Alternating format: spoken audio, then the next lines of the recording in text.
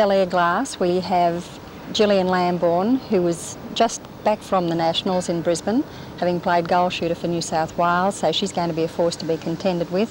Gillian is also a former Australian player. Throughout Bel Air Glass, we have many players who have represented Newcastle, of course, at the moment or in previous years. They are the more experienced side and are tipped to win on paper. Now in Max Girls, we have Leslie Haig, who was the captain of the New South Wales under-21 team, which went through undefeated at the Nationals in Brisbane also last week. And also throughout that team there are a lot of young up-and-coming players, also representatives. Del, Newcastle has seen some top grand finals in netball in the past. How will Saturdays compare to past grand finals? I think it'll compare very favourably with those that have been held in the past. In the past 20 odd years we've had Rebels fronting up in every grand final, and Rebels this year came in on third position, so they're giving way to the youth in the association, but I'm sure this one will be of top standard.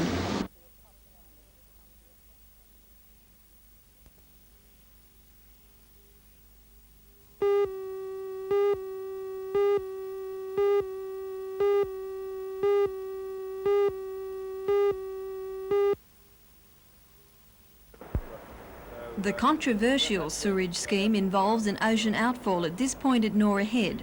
Opposition to the scheme has delayed the project since 1981. Yesterday in the Land and Environment Court, the Chief Judge, Mr Justice McClellan, refused to stop construction on the project. Those against the proposal wanted further investigation carried out into alternative schemes, including inland disposal. The decision has given Wyong Council the go-ahead, subject to certain conditions, including compliance with requirements protecting Aboriginal sites on this rock platform. The application to stop the ocean outfall was made in the Land and Environment Court by an individual, Mr Perry Newton, who has decided not to speak for legal reasons.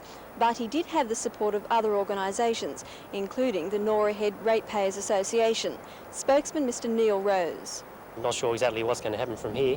I understand that Perry Newton is discussing with his legal advisors whether to appeal against the decision or not, but that'll be up to him. It appears to me that the wishes of the people take secondary consideration to engineering decisions. It's a magnificent area. It's probably one of the most prettiest areas in the state of New South Wales, and it's going to be put at risk.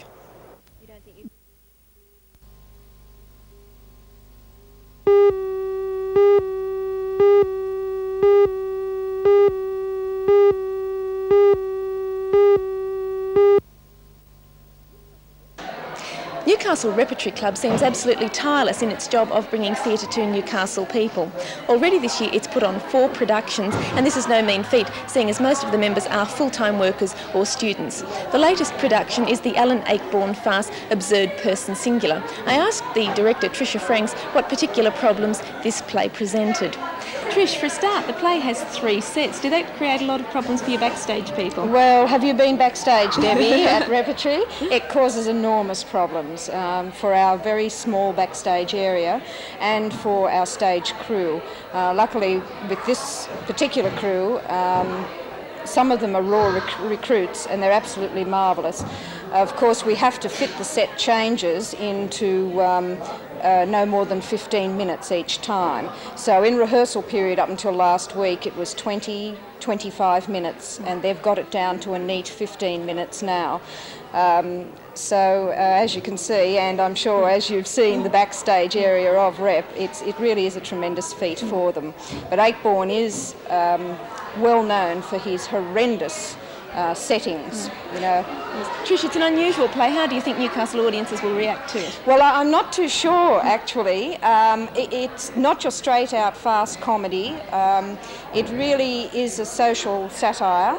It does have something to say, and I think a lot of the audiences may be laughing and a bit frightened to laugh because maybe they're relating to what's going on stage there.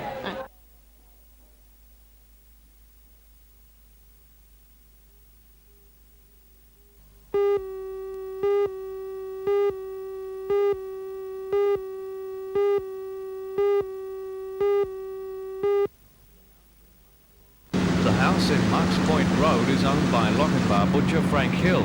fire was first noticed just after 6 o'clock this morning. Firemen say it took nearly an hour to control.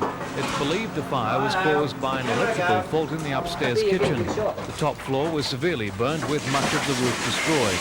2 flats downstairs escaped much of the flames but are now water damaged.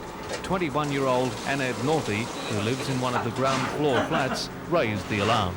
My fiancé and I were in the kitchen having breakfast and the lights flickered on and off, and we checked all the light globes and that. We thought it might have been a fuse, but it wasn't so, and then we heard a noise out the side, so we went out and we saw smoke coming from the landlord's part of the house. Well, our place is all right, it's just mainly water damage.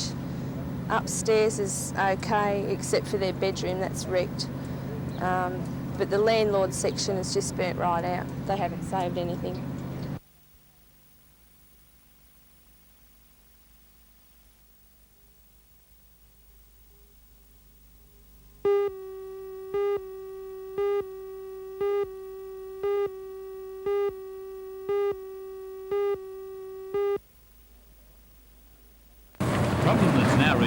Began over a year ago when a freeze was put on staff levels in the annual and the service team of Tony Band officers left, they were not replaced. If they can win the even if that decision is reversed now, it will take time to correct.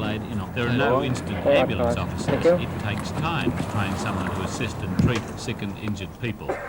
According to the union covering ambulance men, the service is now 26 officers and positive steps will be taken from then on. And the union has now issued an ultimatum to Health Minister Laurie Brewer. The State Secretary informed me this morning from Sydney that he will be calling a delegate from every regional sub-branch and area throughout the state to meet in Sydney next week, and positive steps will be taken from then on if the staff freeze isn't lifted. Just how serious the situation now exists because of the staff freeze? Well, it's so bad that in this area alone, the Greater Newcastle and the Upper Hunter region, there are 26 officers short. 26 officers have left the service or off on compensation for extended period of time and never been replaced, just in this area alone. And this has been done purely to cut costs, to save money? Well, there's no doubt in our mind that's what's happening from the Minister for Health. He'd have the biggest pair of scissors in the business and he's cutting everything about, with little consideration to the effects in the various areas throughout the state.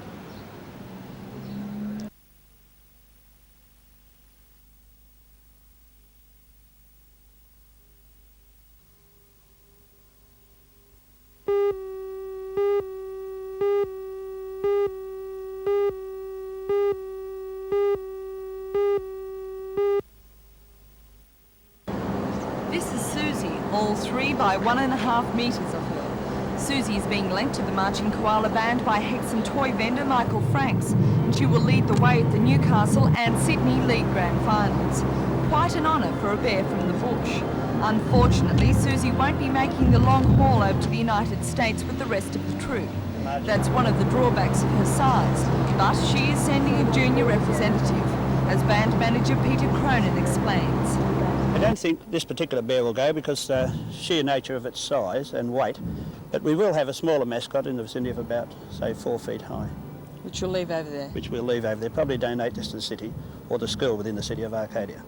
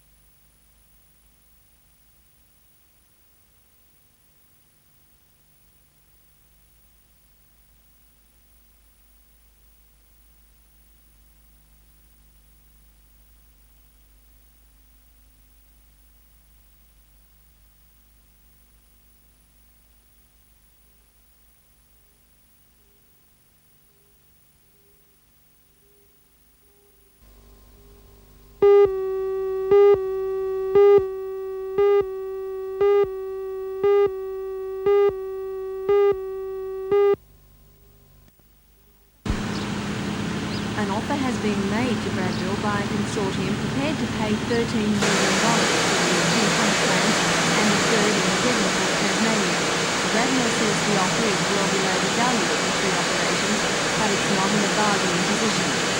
attachments at Rutherford and Katara have been frozen pending the company's decision. It's good news for textile employees, but some have viewed the announcement with scepticism. I think it's a good thing, but I don't know, if it's fair income or not. Oh, very good, if it comes off. Meanwhile, ambulance officers are threatening statewide industrial action over a government freeze on staff levels. Positive steps will be taken from then on if the staff freeze isn't 26 lifted. officers short Just in the how, Hunter region alone. and this has been done purely The to ultimatum cut the costs, Health to save Minister, money. Mr. Brereton, is For this lift freeze the on freeze staff or replacements to be direct lifted. action will Yes, be we taken. have, Jim. The State Secretary informed me this morning from Sydney that he will be calling a delegate from every regional sub-branch and area throughout the state to meet in Sydney next week, and positive steps will be taken from then on if the staff freeze isn't lifted.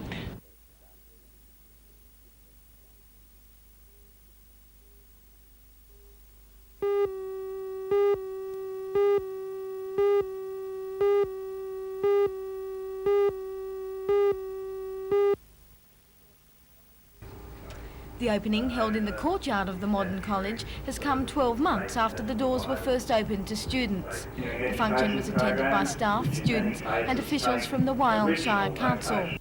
The Minister was accompanied by the Director-General of Technical and Further Education, Mr. Alan Patterson. Prior to the building of the new facilities, Wyong TAFE courses were operated as an annex of the Gosford College. That situation was far from adequate, and many students were forced to travel to Sydney or Newcastle for some courses. The new college currently has almost 1,500 students and is nearing capacity. During his opening speech, Mr. Mulock mentioned that plans for Stage 2 were already being made.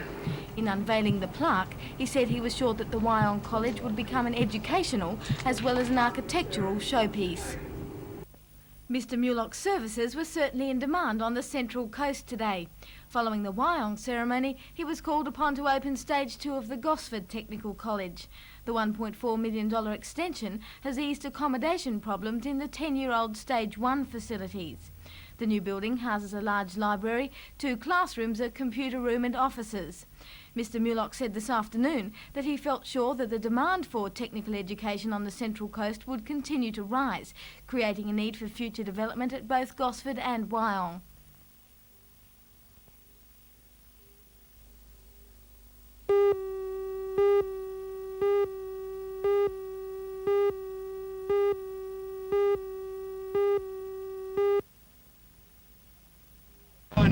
It's comforting to know that if worst comes to worst on the DPC, you can rely on the RAAF to come to your rescue. Just to prove this point, an RAAF helicopter, Hercules and Torres, gave a demonstration of their search and rescue techniques off Horseshoe Beach today. The RAAF usually uses the 3 cars in its rescues, and today was no exception.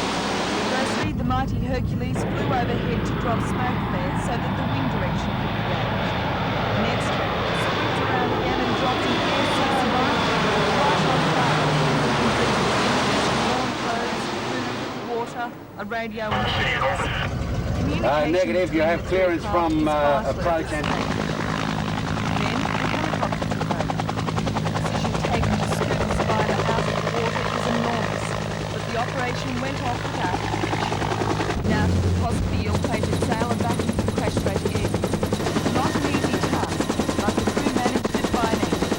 The RAAF team have perfected this operation, and from the enthusiastic crowd on shore, it's easy to see that efforts are appreciated.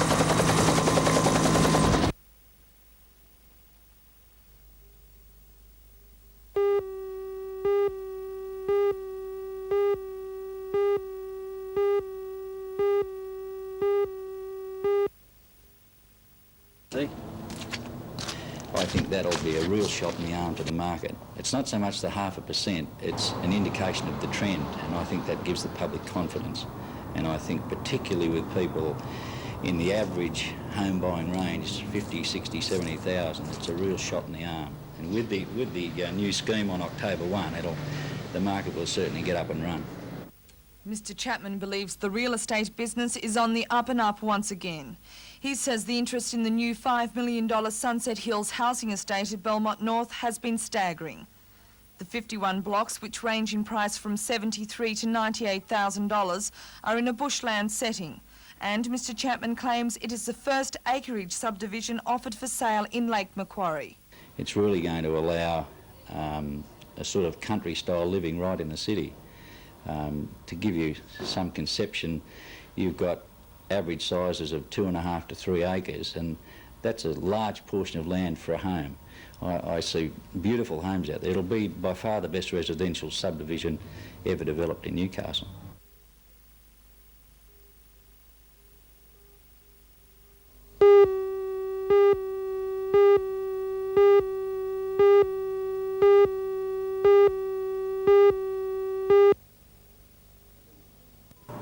Mr Morris says the inquiry will provide a basis for planning Australia's national transport into the 21st century.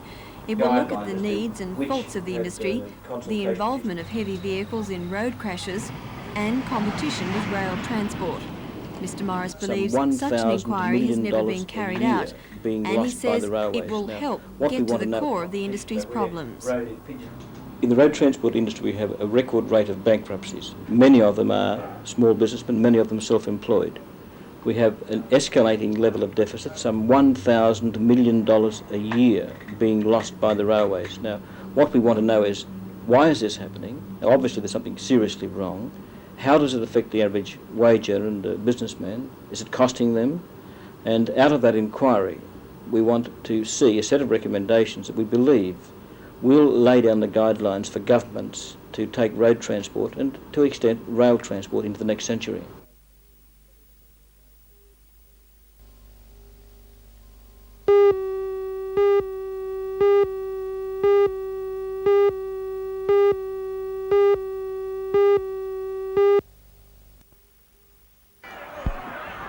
It was a typical grand final tough encounter between the two cultural teams at the International Sports Centre yesterday, and it was a brilliant game for Maitland's captain Robert Finch, who helped set up 2 tries. But the result was just too much for some, and there were a few exchanges in the crowd. With the 1983 premiership firmly in its hands, the Maitland Rugby League club came alive last night. The beer flowed and the season's favourite stories unfolded as the pumpkin pickers reflected their great win. And who could be happier than the team's #1 man? Well, let's go! Very good. It's a tremendous feeling throughout the club tonight. It should be a very big night. Milton Burrows is his first win. He's not a very good looking chap, but he loves winning grand finals. It's the first grand final we've won in 10 years, and I say the boys have been for a pretty big night.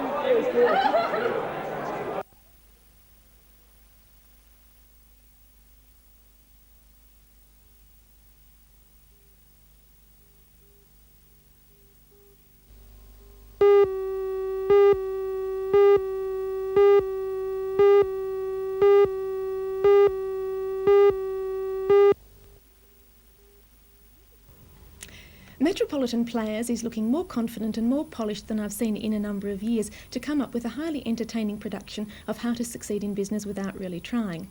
Under the tight and disciplined direction of Julie Black, the big cast largely captured the busy, brash and aggressive feel of this amusing musical.